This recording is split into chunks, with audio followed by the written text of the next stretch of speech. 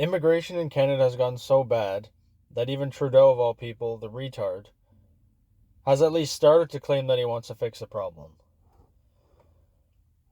Which I'm sure it's probably mostly lies, or he'll be really weak on what he's talking about when it comes to immigration and how it's getting out of hand. Because, there's an election year coming up.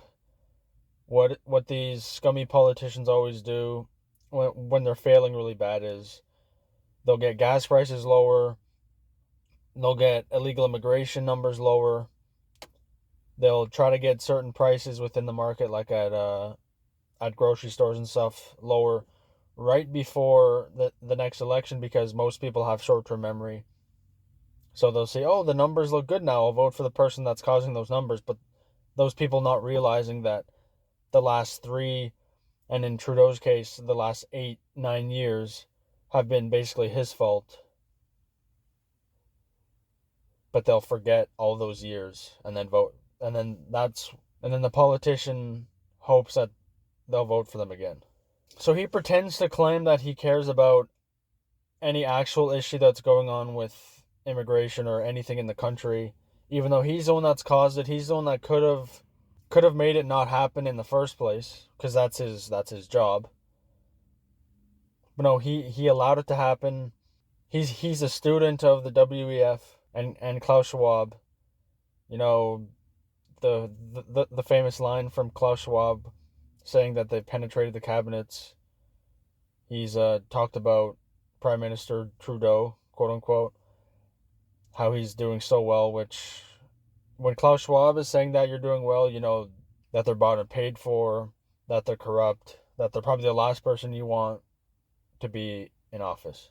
So Trudeau brings in millions of people over the last few years for no good reason at all. And then after years of things turning to shit, that's when he just thinks, oh, I need to do something. After almost a decade of bullshit, that's when he's like, oh, okay, I'll fix this one thing, but not even completely fix it. I'll just kind of put a little bandage on it. And then hopefully Canadians are stupid enough to believe that he actually cares and that he's actually done something. Because Canada doesn't have term limits, so he could be, people complain about the US, Trump being wanting to be king, but in Canada, the prime minister can actually be king.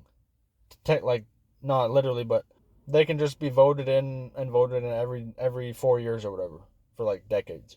So for years, Trudeau has let in people that don't care about the country, don't care about the culture. The people that they're bringing in, they have no clue what Canada is or Canada is like, its history, its ideals, morals, its foundation. And to talk about the culture, they don't need to adhere to our culture. They don't need to speak our language. They don't need to act how most of us act. Even with mass immigration, there's still high unemployment. Prices are skyrocketing. The housing market is insane. You basically need to make like $250,000 a year just to be able to start paying off a home. Inflation is insane. Basically our savings accounts are useless. Trudeau likes to spend a lot of money, so about every day we go into $100 million in debt each day. Because it's interesting, right? You have someone elected that was a fucking drama teacher, and then you trust him to hire economists and people that are gonna plan a budget. How does that make any sense? That's like having an obese person to plan your meal prep when you're on a diet. It just doesn't make sense. You're not going to do that. Because at least with Trump, he's a multi-billionaire. He's a real estate investor. Builds buildings, renovates. He knows business. He knows how the economy works. He knows people in that realm that are actual good economists. And another stupid thing about the mass immigration in the past few years is we have DEI policies and DEI laws, I guess, that somehow aren't racist or illegal because they're not against anyone's civil rights. Where even Indeed ads will admit that they look at certain races more seriously before others, specifically for, equity and all that bullshit reasons. So you can discriminate against one race and or gender, and it's legal. But then also in the law, you can't discriminate against the other race or races and gender. Because it's been a struggle for me to find a job, and an old lady that I knew from my last job, I don't know if she jokingly said it or serious, but she basically said that since I'm a white male, that's why I can't find a job, which is kind of funny because that's the only two demographics that you can actually legally discriminate against when it comes to hiring. Because they'll hire women before anyone, no matter if a dude is actually better for the job. They'll hire someone that can barely speak English before someone that can speak proper English for whatever reason, I don't know. Because here our unemployment rate is about 6.6%. I think it may have even gone up again because it's only going up. It's weird how you bring people in that you don't know, that don't even respect you, like don't respect your culture, don't respect your country, or at least you don't know because you don't know them. Like, how would you know if they respect you if you don't know them at all? You bring them in, and then you give them priority.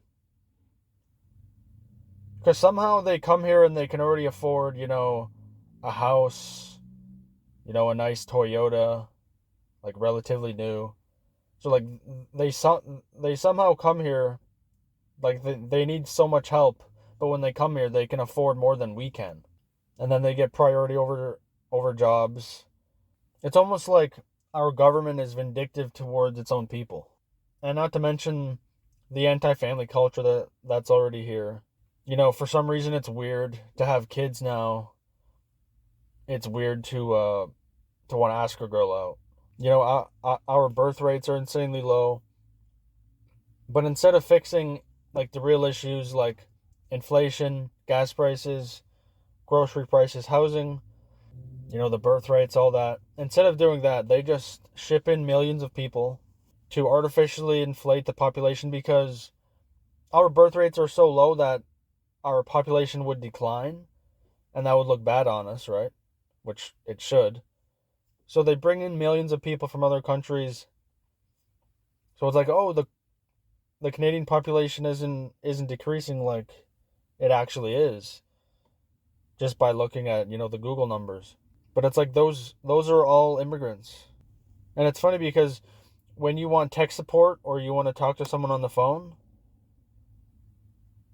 you either can't understand them because of their accent or they don't know how a mic works and they're like 5 feet away from it, so you hear more of the background noise than the actual microphone. And the people that they bring in, like we don't know if they now have allegiance to our country. We don't know if they would choose our country over their old country or any other country if that needed to happen.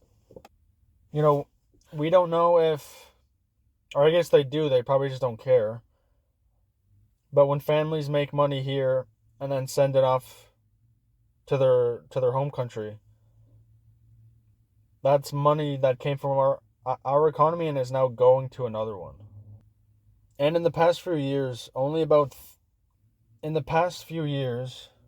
out of the last 3 to 3.5 million in population growth in Canada, only about 3% of that 3 to 3.5 million since about 2020 are actually Canadians. Only 3% are born in the country. Right now, our birth rates are worse the Nazi Germany during World War II at the low point were worse, I think, by less than half of the US during the Great Depression. You know, when the dollar tanked and people started, not being able to buy food, and really the only thing that had value was gold. Yeah, the birth rates are worse than that time. And birth rates usually show the condition of not only the culture but the country itself.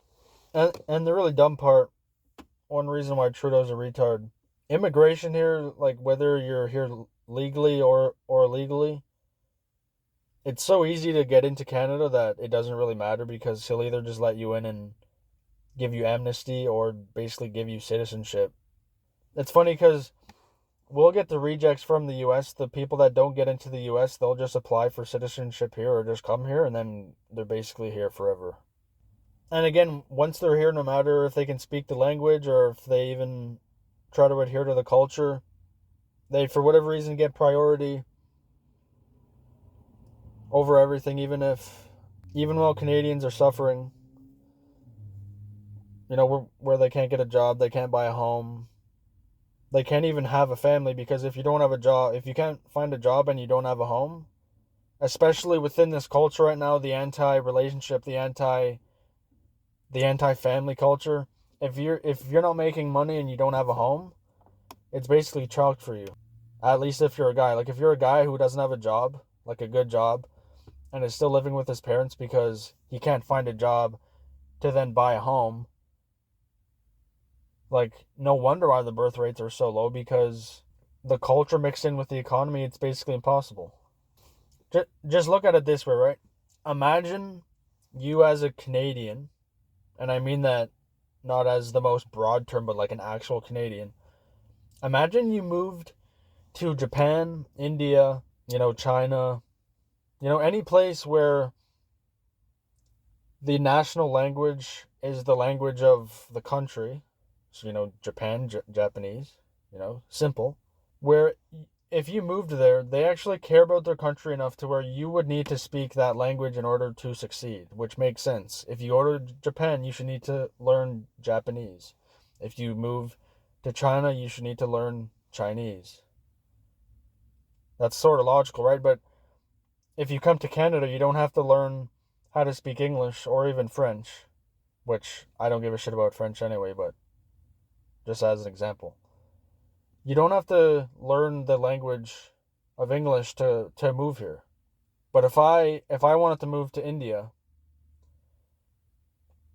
I'd be worse off than any of them, and even if I did know the language, I probably would be worse off than them because I'm not Indian. So for whatever reason, they come here not Canadian in any sense of the word. They get priority.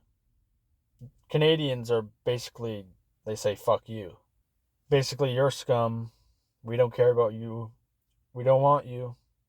You're dumb enough to apparently vote us back into office again. You're chalked, basically. I genuinely believe that the only way that you could vote for someone like Trudeau is either if you're extremely naive and or ignorant, so like you know nothing about politics, or you're completely brainwashed and or just an ideologue that just hates people, just hates everyone around you. Because he's definitely Canada last. Like in no way does he benefit this country at all.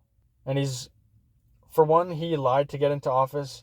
Two, he would never even answer policy questions. He would just say, sunny days ahead or all that, or whatever bullshit he used to say.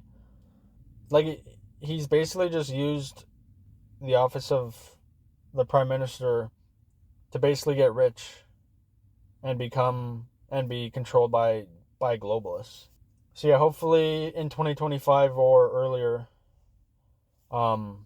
we get an election and vote him out, and then maybe we can actually start to have a proper country again. My dad has said that even when he was young, that the unemployment rate was higher than it was now, or than it is now. But him and my mom could still find jobs. They could find jobs that paid good to where they could have 2 sports cars, or my mom could buy a brand new Mustang from the factory, get it spec'd out herself.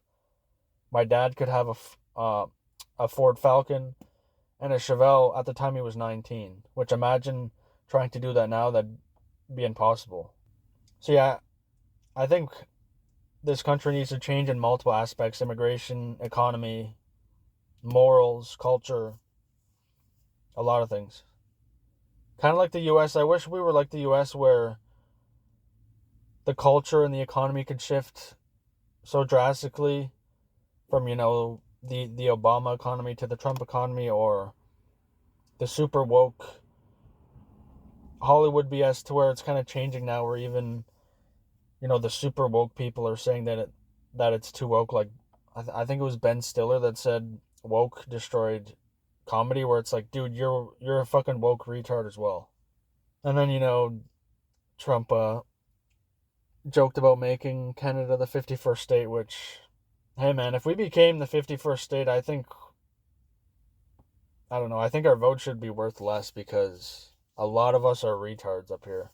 And I don't have faith in people actually caring enough to vote for someone that isn't a retarded globalist that hates the country. Yeah, if you guys agree, I guess comment. If you don't agree, tell me why. But yeah, peace.